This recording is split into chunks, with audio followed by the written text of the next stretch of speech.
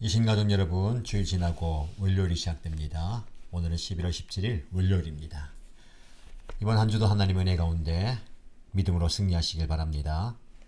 오늘은 학개 1장 1절에서 15절 말씀을 묵상하도록 하겠습니다.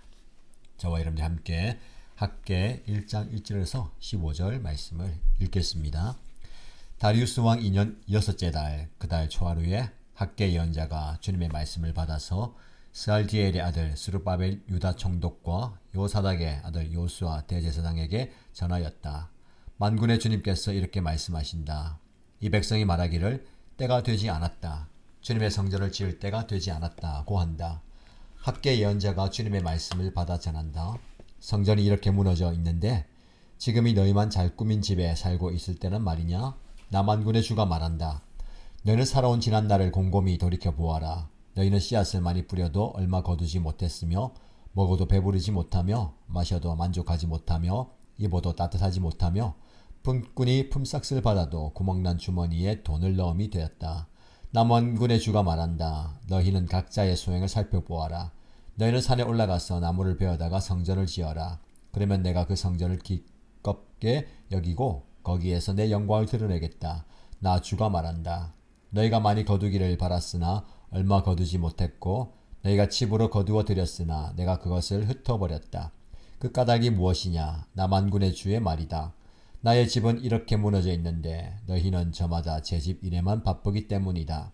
그러므로 너희 때문에 하늘은 이슬을 그치고 땅은 소출을 그쳤다. 내가 땅 위에 가뭄을 들게 하였다. 산 위에도 곡물과 새 포도주와 기름 위에도 밭에서 나는 모든 것 위에도 사람과 짐승 위에도 너희가 애써서 기르는 온갖 것 위에도 가뭄이 들게 하였다. 스알디엘의 아들 스룹바벨과 요사닥의 아들 요수아 대제사장과 남아있는 모든 백성이 주 그들의 하나님이 하신 말씀과 주 하나님이 보내신 학개 예언자가 한 말을 따랐다. 백성은 주님을 두려워하였다. 주님의 특사 학개는 주님께서 하신 말씀을 백성에게 전하였다. 내가 너희와 함께 있겠다. 나 주의 말이다. 주님께서 스알디엘의 아들 스룹바벨 유다 총독의 마음과 요사닥의 아들 요수아 대제사장의 마음과 남아있는 모든 백성의 마음을 감동시키셨다. 그래서 백성이 와서 그들의 하나님 만군의 주님의 성전을 짓는 일을 하였다. 때는 다리우스 왕 2년 6째 달 그 달 24일이다. 아멘. 저와 여러분이 함께 읽은 본문의 말씀을 중심으로 오늘 순종이 시작되는 자리라는 제목으로 말씀을 함께 묵상하겠습니다. 학개서는 분량은 짧지만 강력한 메시지를 담고 있는 책입니다. 특별히 오늘 본문은 하나님 백성의 우선순위와 순종에 관한 중요한 가르침을 제공합니다. 오늘이라는 단어는 학개서에서 특별한 의미를 가집니다. 학개 선지자는 메시지를 전할 때마다 정확한 날짜를 기록했으며 특히 오늘이라는 단어를 강조하여 사용했습니다. 이는 하나님의 말씀이 지금 이 순간 바로 오늘 우리에게 요청하시는 응답과 순종에 관한 것임을 잘 보여줍니다.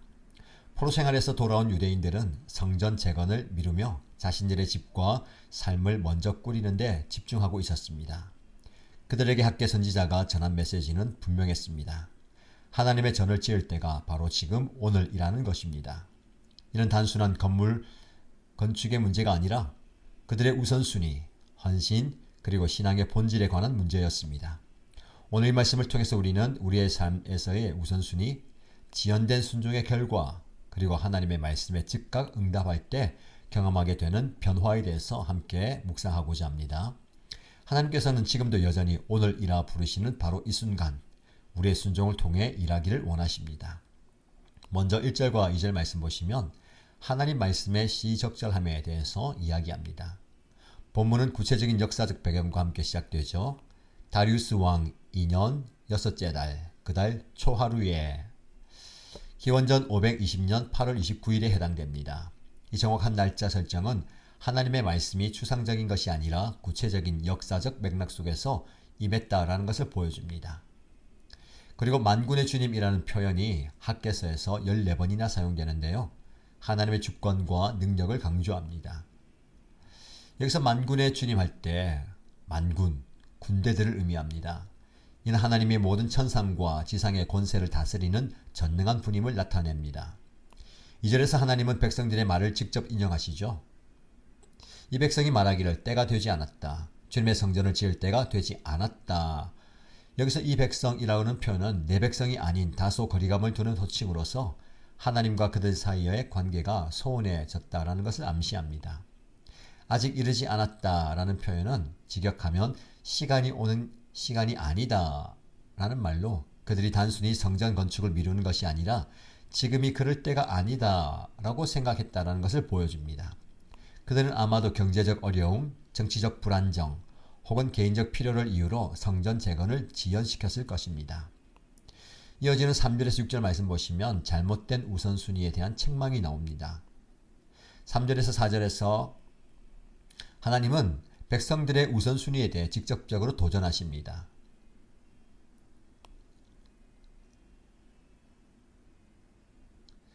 성전이 이렇게 무너져 있는데 지금이 너희만 잘 꾸민 집에서 살고 있을 때는 말이냐 라고 말씀합니다. 단순히 기본적인 거처를 마련한 것을 넘어서는 자신들의 집을 화려하게 꾸미는데 시간과 자원을 투자했다라는 것을 지적합니다. 이 성전은 폐허로 남아있다. 이렇게 무너져 있는데 라고 강조합니다. 하나님의 집과 그들 자신의 집 사이에 극명한 대조를 보여주죠. 5절 말씀을 보시면 너희는 살아온 지난날을 곰곰이 돌이켜 보아라 라고 말씀합니다. 이는 너희 마음을 너희 길에 두어라 라는 표현으로 깊은 자기 성찰을 촉구하라는 말씀입니다. 하나님은 그들에게 자신들의 선택과 행동 그리고 그 결과를 진지하게 돌아보라고 요청하십니다. 6절은 그들의 잘못된 우선순위가 가져온 실제적인 결과를 묘사하는데요. 여기서 5가지 표현이 나옵니다. 많이 뿌려도 거두는 것이 적고 먹어도 배부르지 않고 마셔도 흡족하지 않고 입어도 따뜻하지 않고 품삯을 받아도 찢어진 주머니에 넣는 것 같다라는 표현이 사용되어서 그들 삶의 전반적인 불만족과 공허함을 강조합니다. 여기서 찢어진 주머니라는 표현은 아무리 채워도 빠져나가는 무의미한 노력을 상징적으로 보여줍니다. 7절에서 11절 말씀 보시면 직면해야 할 영적 현실을 이야기합니다. 7에서 8절에 보면 하나님은 명확한 행동 지침을 주십니다. 너는 살려 올라가서 나무를 운반하여다가 성전을 지어라. 단순한 제안이 아니라 영적 회복을 위한 구체적인 단계를 제시하는 명령입니다. 특히 산에 올라가서라는 표현은 노력과 희생이 필요한 행동을 요구하는 것입니다. 내가 그 성전을 기쁘게 여기고 나의 영광을 나타내겠다라는 약속, 그들의 순종에 대한 하나님의 응답을 이야기하는 겁니다. 기쁘게 여긴다라는 것은 하나님의 기쁨과 승인, 영광을 나타낸다는 것은 하나님의 임재와 축복의 회복을 의미합니다. 9에서 11절 말씀 보시면 그들이 경험한 어려움의 영적 원인을 더 명확히 설명합니다. 너희가 많이 거두기는 바랐으나 거두고 보니 적더라. 내가 그것을 날려버렸다라는 표현이 나옵니다. 하나님이 적극적으로 그들의 노력을 무효화시켰다라는 것을 이야기하죠. 날려버렸다라는 표현은 강한 바람으로 흩어버리는 모습을 연상시킵니다. 가장 중요한 것은 이러한 상황의 원인에 대해서 하나님의 직접적인 설명입니다. 그것은 내 성전이 무너진 채로 버려져 있는데 너희는 저마다 제 집만 돌보기에 바쁘기 때문이다 라고 말씀하죠. 여기서 제 집과 내 성전 사이의 대조, 그들의 잘못된 우선순위를 다시 한번 강조합니다. 11절은 그들이 경험한 가뭄과 어려움이 단순한 자연현상이 아니라 하나님의 직접적인 징계였다라는 것을 이야기하죠. 내가 가뭄을 내렸다. 하나님의 주권적 행위를 강조합니다. 이 구절은 또한 하나님의 징계가 전반적이고 포괄적이었다라는 것을 보여줍니다. 땅과 산, 곡식과 세포도주, 기름과 모든 농작물, 사람과 가축 모든 노동의 열매까지 영향을 미쳤다라는 겁니다. 12절에서 15절 말씀 보시면 즉각적인 순종과 그 결과에 대해서 이야기합니다. 12절 말씀에 백성들의 응답이 나오는데요. 스알디엘의 아들 스룹바벨과 요사닥의 아들 요수아 대제사장과 남아있는 모든 백성이 주 그들의 하나님이 하신 말씀과 주 하나님이 보내신 학계 예언자가 한 말을 따랐다. 하나님의 말씀을 두려워하는 마음으로 그리고 존경과 복종의 의미를 달아서 따랐다라는 겁니다.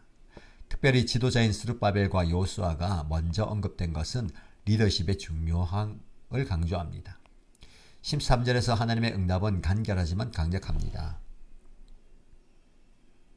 주님의 특사 학계는 주님께서 하신 말씀을 백성에게 전하였다. 내가 너희와 함께 있겠다. 나 주의 말이다. 내가 너희와 함께 있겠다. 이 짧은 약속은 하나님의 임재와 도우심에 대한 확신을 보여줍니다. 그들의 순종에 대한 하나님의 즉각적인 응답을 이야기하는 것이죠. 14절은 중요한 신학적 진리를 드러냅니다.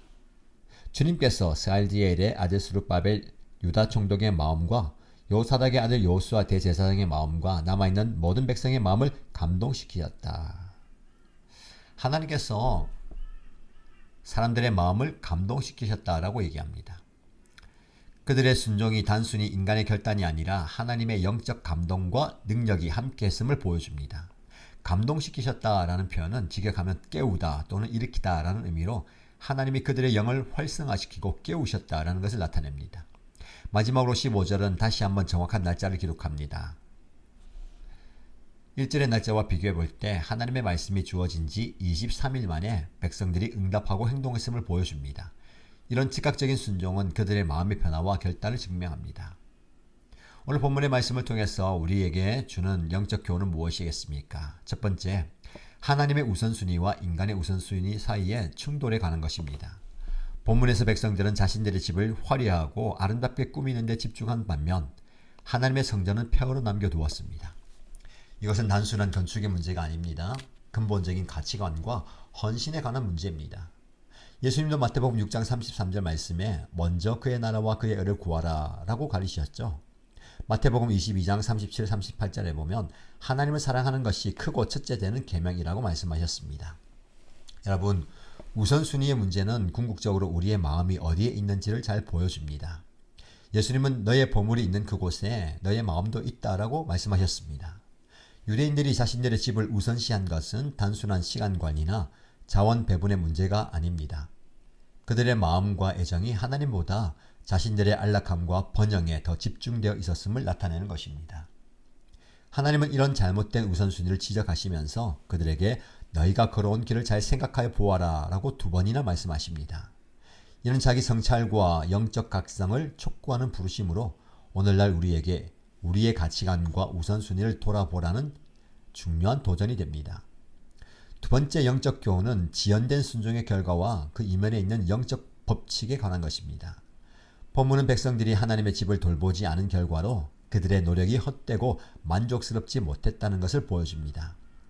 6절에 5가지 표현이 나오는데요. 아까 말씀드린 것처럼 많이 뿌려도 거두는 것이 적고 먹어도 배부르지 않고 마셔도 흡족하지 않고 입어도 따뜻하지 않고 품삯을 받아도 찢어진 주머니에 넣는 것과 같은 그들이 경험한 불만족과 무의미함을 생생하게 묘사합니다.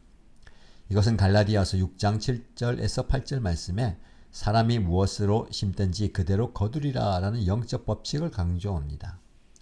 그들은 자신들의 집과 안락함에 투자했습니다. 그러나 진정한 만족과 복을 거두지 못했습니다. 대신 하나님은 가뭄을 보내셔서 그들의 노력을 무효화시키셨습니다. 이런 상황은 단순한 징벌적 심판이 아니라 하나님의 교정적 사랑의 표현입니다. 히브리서 12장 6절 말씀에 주께서 그 사랑하시는 자를 징계하시고 라고 말씀합니다. 하나님은 백성들이 진정한 우선순위와 축복의 원천을 깨닫게 하기 위해서 그들의 잘못된 방향에 제동을 걸으셨습니다. 이 메시지는 오늘날 우리에게 순종을 미루는 것의 실제적 결과에 대해서 경고합니다. 지연된 순종은 단순히 중립적인 상태가 아니라 실제적인 손실과 영적 메마름을 가져올 수가 있습니다. 세 번째 영적 교훈은 오늘 일하는 시간적 긴급성과 즉각적 순종의 중요성에 관한 것입니다. 학계서는 날짜를 매우 구체적으로 기록하므로 하나님의 말씀이 특정한 시간과 맥락 속에서 임하며 즉각적인 응답을 요구한다는 것을 강조합니다. 본문에서 백성들은 학계의 메시지를 들은 지 23일 만에 행동으로 옮겼습니다. 이런 신속한 응답은 히브리서 4장 7절에 오늘 너희가 그의 음성을 듣거든 너희 마음을 완고하게 하지 말라라는 가르침을 실천하는 모습입니다. 오늘의 중요성은 성경 전체에서 강조됩니다. 신명기 30장에 보면 모세는 생명과 복, 사망과 화를 백성 앞에 두고 오늘 선택하라고 촉구했습니다. 여호수아도 마지막 연설에 오늘 너희가 선교자를 택하라 라고 말씀했죠. 지연된 순종은 종종 불순종으로 이어집니다. 고린도후서 6장 2절 말씀에 보라 지금은 은혜 받을 만한 때요 보라 지금은 구원의 날이로다 라고 말씀합니다. 하나님의 뜻을 알았다면 그것을 행할 때는 내일이나 나중이 아니라 오늘, 지금이어야 합니다. 학개서의 이 부분은 순종에 있어서 시기의 중요성을 강조하고 하나님의 말씀에 즉각적으로 응답하는 것이 축복의 문을 여는 열쇠인 것을 가르칩니다. 네 번째 영적 교훈은 하나님의 임재와 그 약속, 순종을 위한 능력 부여에 가는 것입니다. 13절에 하나님은 내가 너희와 함께 있겠다라고 간결하지만 강력하게 약속하십니다. 이 약속은 성경 전체에서 반복되는 중요한 테마입니다. 하나님은 모세에게 내가 정녕 너와 함께 있으리라 라고 말씀하셨습니다. 여호수아에게 내가 너와 함께 있을 것이다 라고 말씀하셨고 예레미야에게 내가 너와 함께하여 너를 구원하리라 라고 약속하셨습니다. 이 약속의 궁극적인 성취는 예수 그리스도의 이름인 임마누엘, 즉 하나님이 우리와 함께 계시다 에서 찾을 수가 있습니다. 예수님의 마지막 약속, 내가 세상 끝날까지 너희와 항상 함께 있으리라, 이 약속으로 확증됩니다. 더욱 중요한 것은 14절에서 보여주듯이 하나님은 단순히 함께 하시는 것을 넘어서 적극적으로 그들의 마음을 감동시키셨다라는 겁니다. 이것은 하나님이 순종을 명령하실 뿐만 아니라 그 순종을 가능케 하는 능력도 주신다라는 중요한 진리를 보여줍니다. 이것은 빌립보서 2장 13절 말씀에 너희 안에서 행하시는 이는 하나님이시니 자기의 기쁘신 뜻을 위하여 너에게 소원을 두고 행하게 하신다라는 말씀과 일치합니다. 여러분, 순종은 단순히 인간의 의지력이나 결단이 아닙니다. 하나님의 은혜와 능력이 함께할 때에 가능해집니다. 마지막으로 공동체적 순종과 리더십의 역할을 이야기합니다. 본문에서 하나님의 메시지는 특별히 지도자들인 스룹바벨과 여호수아에게 전달되었으며 그들의 응답이 먼저 언급됩니다. 이것은 영적 리더십이 공동체의 방향을 설정하는데 중요한 역할을 한다라는 것을 보여줍니다. 디모데전서 4장 12절 말씀에 바울은 말과 행실과 사랑과 믿음과 정절에 있어서 믿는 자에게 본이 되라고 권면합니다. 리더의 순종은 다른 이들의 순종을 촉진시킵니다. 또한 본문은 살아남은 모든 백성이 함께 응답했음을 강조합니다. 이는 순종이 단지 개인적 차원을 넘어서 공동체적 차원을 가진다라는 것을 보여줍니다. 고린도전서 12장에 보면 교회를 그리스도의 몸으로 비유하고 각 지체가 유기적으로 연결되어 있음을 가르칩니다. 공동체적 순종은 더 큰 영향력과 변화를 가져옵니다. 사도행전 초기 교회는 마음을 같이하여 기도하고 모였으며 그 결과 놀라운 성령의 역사를 경험했습니다. 학개서의 이 부분은 하나님의 뜻을 성취함에 있어서 리더십의 중요성과 함께 온 공동체가 하나님 앞에서 연대 책임을 가지고 함께 순종할 때에 찾아오는 축복을 보여줍니다. 오늘 본문의 말씀에 오늘 순종이 시작되는 자리라는 주제 아래 하나님의 우선순위에 따라 살아가는 삶의 중요성을 강력하게 보여줍니다. 이 본문은 단순한 역사적 기록을 넘어서 오늘날 우리의 신앙과 삶에도 적용되는 보편적인 영적 원리들을 담고 있습니다. 우리는 이 말씀을 통해 하나님의 우선순위와 인간의 우선순위 사이의 긴장, 지연된 순종이 가져오는 영적 메마름, 오늘 일하는 시간적 긴급성, 하나님의 임재와 능력 부여의 약속, 그리고 공동체적인 순종의 중요성을 배웁니다.